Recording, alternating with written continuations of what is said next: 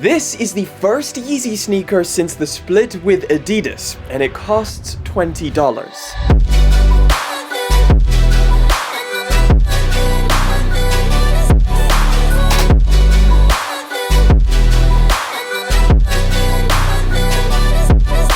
So it comes in a thin black nylon bag with some elasticated drawstrings. No labels, no paper shoe inserts, nothing, just the shoes. So the internet has absolutely been going crazy over the past few days, all because of Yeezy's brand new $20 sneaker and clothing line. There's a lot of questions, a lot of confusion, because these only come in 3 sizes, so some people bought them and don't even know if they're gonna fit. So I've had these for the past few days, and I think this sneaker sock can be boiled down to 4 points: practicality, marketing, use case, and the future. So, practicality. Well, it's a sock shoe. Now, not the first sock shoe. That might have to go to Vetmont, or at least they claim they were the original with this post right as Yeezy announced the launch of these. And then Balenciaga announced theirs right after. The point is, this has been done before, but is it practical? In my experience, yes and no. Well, even before all of that, I think the first issue you're gonna run into with these is, will they fit? So these are only sold in 3 sizes, 1, 2, and 3. Normally, sneakers are sold in up to 24 different sizes, but with these, they have ranges. So a number 1 is a US size 6 to an 8.5, number 2 is a 9 to 10.5, and number 3 is an 11 to a size 13. I'm personally a size US 9 or EU 42, so I fall right at the beginning of a size 2, so that's what I bought. And at the bottom of the shoe, right next to the Made in Italy sign, you can see 2 little dots to indicate the sizing. So if you got a size 1, there would be 1 dot, or a 3 dots. So again, no labels or tags or production codes or anything like that. Everything you need to know is right here at the bottom of the shoe. So honestly, what I've found with these is ideally you want to be on the largest end of each size. So I personally probably would be better off with a size 1. However, these do fit me and they don't look ridiculous like that image that was posted a couple weeks ago. These feel fine. They are so lightweight and the sock material is so tight that when you have them on, it's not like you're slipping around or anything like that. So even if you did get a size that you feel is too big, and kind of what I'm feeling with these, you don't slip around. The sock material is a lot thicker than you would think, so it's very constrictive and it really does hold your foot down to this, or hold these onto your foot. So this stretchy fabric is definitely not the same as the typical cotton that you get with your regular socks. So if I had to recommend anything, I would say try and line up with the largest size in each number. And if you're in the middle, that should be fine as well. For example, if you're a size 11, I would recommend going with a size 2 instead of a 3, just to avoid being in the smallest size of that number. So I said that this is a $20 sneaker, but that's not what most people see them as.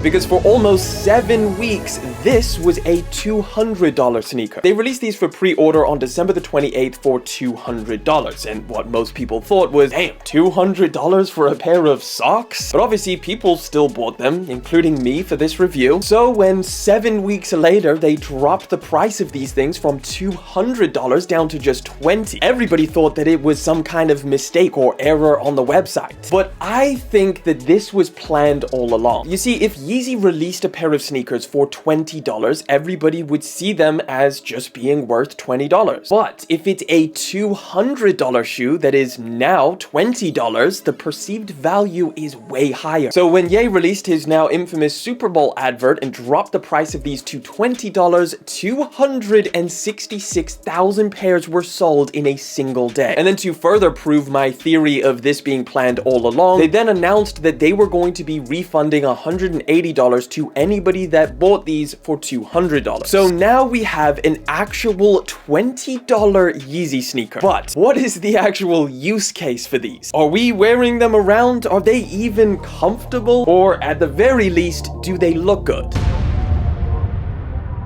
Well, again, after I've personally been wearing these around, in fact, I even did 10,000 steps in these on a treadmill while planning out this video, I think there's more to these than we initially thought. So are they comfortable? Yes. They feel like wearing a pair of socks with a sole attached, and it's kind of a freeing feeling when you put them on. Although, getting them on is a little bit tougher than I initially thought. Because the sock material is pretty tight, you do have to wiggle around and even adjust them a little bit when you have them on. But once you're in them, you'll immediately notice that these soles feel way more cushioned than you might have thought. It feels like two foam pads rather than a hard rubber like they kind of appear. But the really interesting thing I found wearing these is that they have a lot of the same qualities as barefoot shoes. 3 out of 4 people have a foot problem. That's 75 to 80% of the adult population. Not all, but a lot of this is down to modern shoes being so constrictive and cushioned, causing the muscles in your feet to not activate and work properly when you're walking or running. And weak feet causes an alarming amount of issues like back pain, hip pain, bad posture, joint stress. The list really does go on. I mean, one look online and there is a literal barefoot shoe revolution happening right now. I mean, personally, I would rather not have my feet looking anything like LeBron's, but at the same time, barefoot shoes, at least in my opinion, are pretty damn ugly. But when I was wearing these Yeezy socks, I found that my toes were gripping the ground like they were supposed to and actively working. And because this has a wider platform or toe box area, it allows your toes to move around a lot more freely like they're supposed to, rather than how a normal sneaker constricts your toes and keeps them in a very immobile position. Obviously, these are sock shoes, so they do have limitations. I personally would not hike or run or do any activity that would potentially cause something hitting the top of my foot. So there is all of that. So my personal use case for these would be a lot of walking. But another big part of these, especially because it's a Yeezy sneaker, is do they look good? Well, I tried them on with a bunch of different pants, so you tell me what you think. With shorts, I personally don't think they look that great. With jeans, I mean, it's okay. With cargos, it's slightly better, but I think joggers are probably the best looking out of all of them, at least in my opinion. But at the end of the day, it's all subjective, and if you like the look of these things, if you like looking like a ninja, then hey, you may love the look of them. So what does this mean for the future? What does this pair of shoes represent?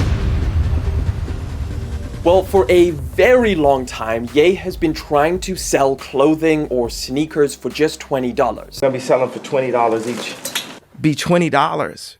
At least get it to $20. Everything we do is gonna cost $20. He tried it and planned to do it with the Adidas Yeezy Foam Runner. He also tried with a lot of the Gap clothing, but inevitably none of that ended up coming to fruition. And he said that that was a big part of why he was so upset with these partnerships. How they saw the hype generated by this collaboration and knew that they could charge a lot more and people would still buy it. So now, completely independently, he managed to release a full collection for just $20 each. But is this sustainable? And will we see all future Yeezy products just cost $20? What I will say is that this first collection, so the shoes, the clothing, it does really indicate cost-saving measures were taken. Like the packaging, it's as basic as possible. Not just for the shoes, but the clothing just comes in a shipping package. The shoes themselves are extremely basic. The clothing, at least the 2 t-shirts that I've tried, are literally one piece of fabric with 2 stitches and a slice in the middle so that you can get your head in. But I don't think it's impossible. These are clearly not profit-first products. The Vetements socks are pretty comparable to these, and they cost $700. And I can't imagine Balenciaga's pair costs any less than that. So it's very safe to say that future Yeezy drops will be affordable at the very least. Ye also posted a picture to Instagram of him sat with the Adidas CEO. And the caption read that he offered Adidas 20% for distribution and manufacturing. This would not only help Yeezy grow, but also bring costs down, especially shipping costs, which are currently pretty expensive. Right now, we live in a world where obscenely expensive shoes are the norm, and the prices of these shoes aren't based on the product quality or value. They're typically based on false scarcity and hype through different ways like collaborations. I mean, we're just about to get a $75,000 pair of Timberlands from Pharrell. So the idea of a $20 pair of Yeezys that has no limit on the amount of purchases could could potentially have a pretty big impact on the sneaker industry and potentially shift the focus to a product first mentality instead of I've got these shoes and you don't. So is the $20 Yeezy collection worth it? For a $100 t-shirt, $200 sneakers, no. But for $20, yes. This is definitely worth it. Let me know what you guys think of the $20 Yeezy collection down in the comment section, and did you buy any of it? And if you want to dive even deeper into these or the entire collection, well, check out that video over there.